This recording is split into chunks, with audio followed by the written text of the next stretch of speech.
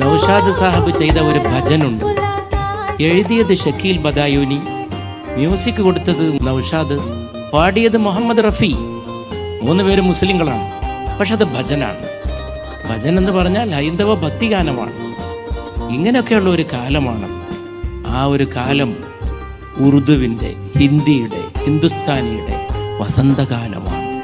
ഹിന്ദു മുസ്ലിം മൈത്രി പൂത്തുലഞ്ഞു നിൽക്കുന്ന, ഇന്നും അതില്ല എന്നല്ല, അതെന്നും ഉണ്ടായിരിക്കും. ഇന്ത്യ ഉള്ളയിടത്തോളം കാലം ഇന്ത്യയുടെ ഹൃദയം മതേതരമായിരിക്കും. पुकारता चला हूँ मैं गली गली बाहर के, बस एक जुल्फ की, बस एक निगाह प्यार के। पुकारता चला हूँ मैं गली गली